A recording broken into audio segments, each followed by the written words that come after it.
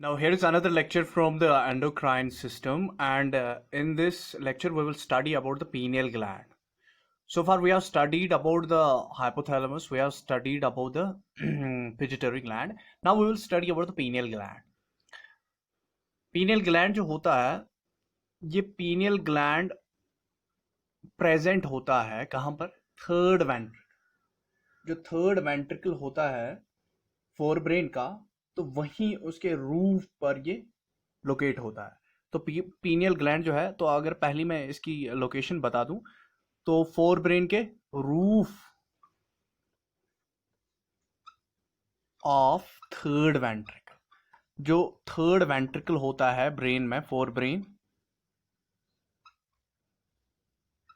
Third ventricle of forebrain, roof of third ventricle of forebrain, वहां पर मौजूद होता है एक gland that is known as pineal gland. तो यहां पर मैं वेंट्रिकल्स थोड़े से ड्रा करता हूं.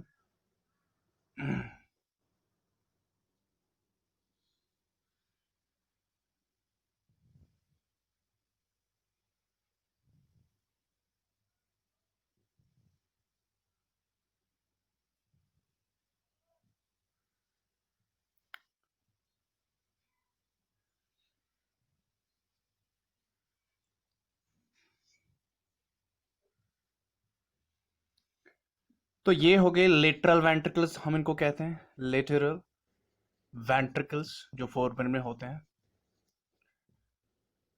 और ये जो लेटरल वेंट्रिकल्स है, ये इनका इंफीरियर हॉर्न इसको कहते हैं, इंफीरियर हॉर्न. ये हो गया फोर्थ वेंट्रिकल, और ये हो गया थर्ड वेंट्रिकल. तो थर्ड वेंट्रिकल के रूफ पर मौजूद होता है एक gland that is known as the pineal gland. और ये एपर्चर्स होते हैं जिनको हम लेटरल एपर्चर्स कहते हैं. और यहाँ से फिर जो सेर्वोस्पाइनल कैविटी होती है, जहाँ से सेर्वोस्पाइनल फ्लूइड सर्कुलेट हो जाता है, तो ये लेटरल एपर्चर्स हैं. ठीक है. और ये फिर सेंट्रल कैनाल है, इसको हम सेंट्रल कैनाल कहते हैं. ये सेंट्रल कैनाल फिर स्पाइनल कॉर्ड में जाती है. तो यहां पर होता है on the roof of the third ventricle of forebrain, वहां पर एक ग्लैंड होता है that is known as the pineal gland. अब ये जो पीनियल ग्लैंड है, पीनियल ग्लैंड को हम दूसरा नाम भी कहते हैं, it is also known as epiphysis. इसका दूसरा नाम है एपिफाइसिस, एपिफाइसिस.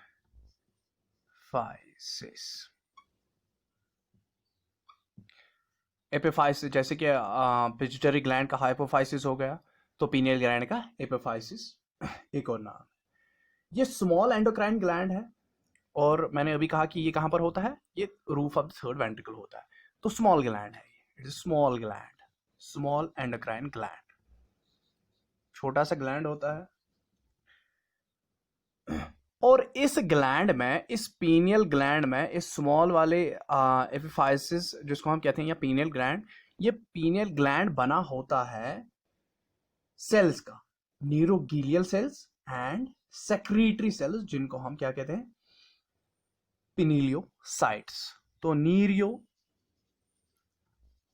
गीला सेल्स.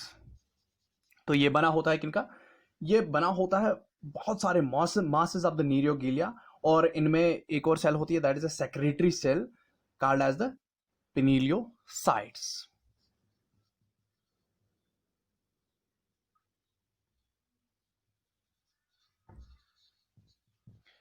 तो दो सेल्स इसमें होती है, एक तो नीरियो गीलियल सेल होती है, और दूसरी होती है secretory cell that is known as the pinealocytes. ये एक सेक्रेटरी सेल है, secretory cell known as pinealocytes. अब ये जो पीनियल ग्लैंड है, ये pineal gland basically melatonin secrete करता है. क्या सेक्रेट करता है ये?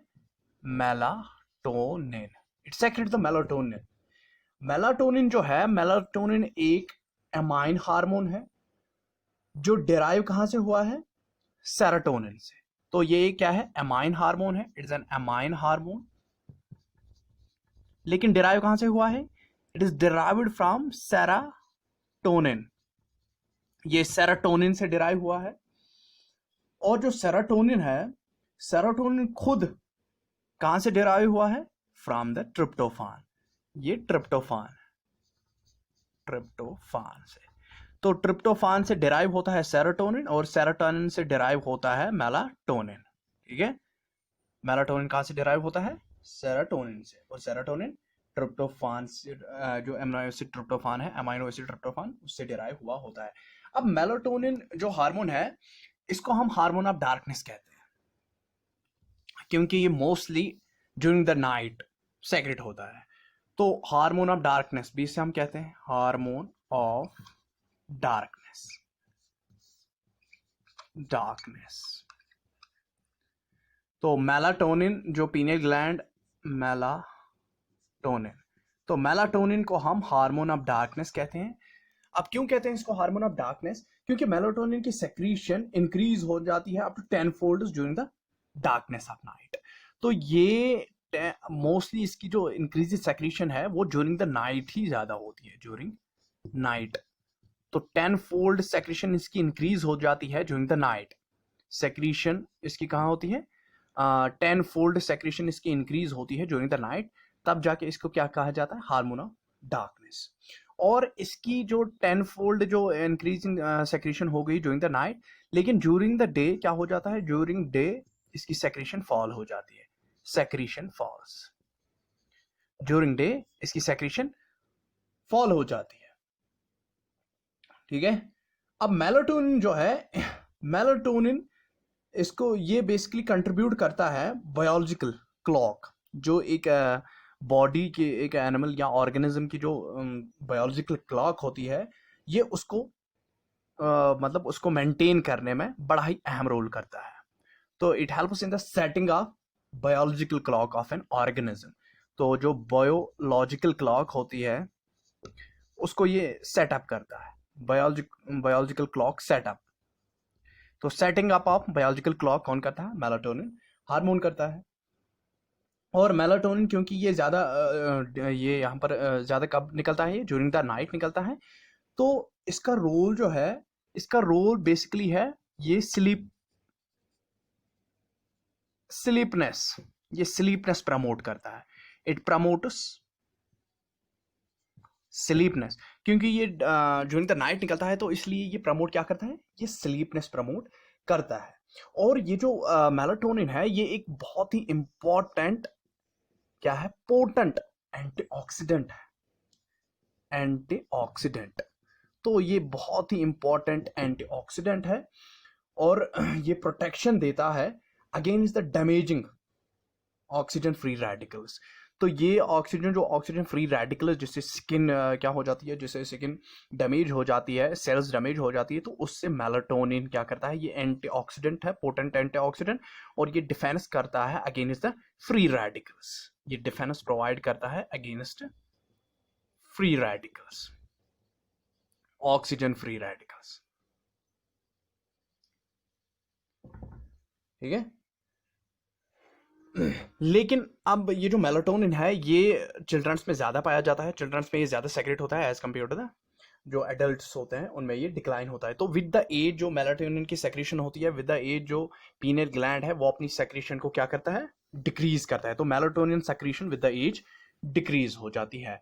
तो decrease of melatonin secretion with age, तो विद एज मेलाटोनिन की सेक्रेशन क्या हो जाती है? डिक्रीज हो जाती है। ठीक है, मेलाटोनिन की secretion with the age decrease हो जाती है। अब जो यहाँ पर जो पीनियल ग्लैंड है, पीनियल ग्लैंड जो ह्यूमन्स में पाया जाता है, पीनियल ग्लैंड कहाँ पर पाया जाता है? इनसाइड द ब्रेन है, इनसाइड ब्रेन, इनसाइड ब्रेन है।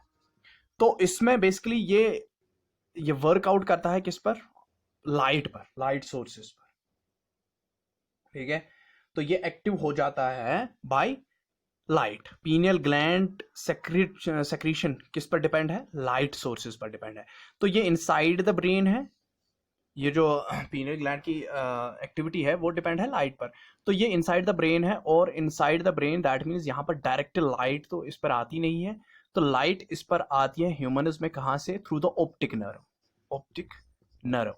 और ये ऑप्टिक नर्व कनेक्ट होती है आई से।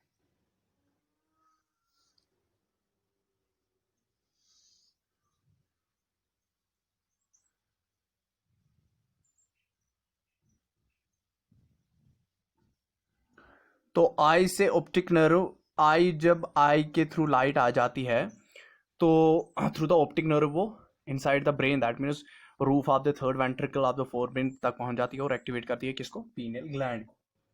ठीक, पीनियल ग्लैंड को। अब जो पीनियल ग्लैंड, ये तो ह्यूमंस का चक्कर था।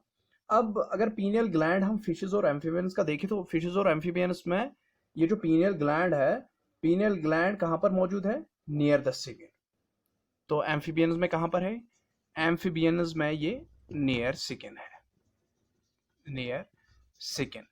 ये एम्फीबियंस में नियर द स्किन है और ये फंक्शन करता है एम्फीबियंस में detection of light, detection of light, light detection ये करता है।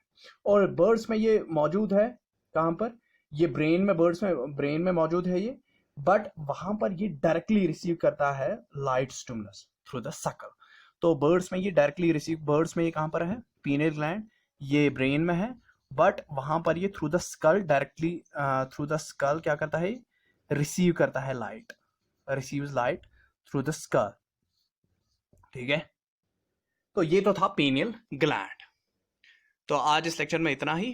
तो अब जो भी ग्लैंड्स आएंगे इसके बाद हम उठाएंगे थायराइड ग्लैंड, तो वो आगे वाले लेक्चर में आएगा।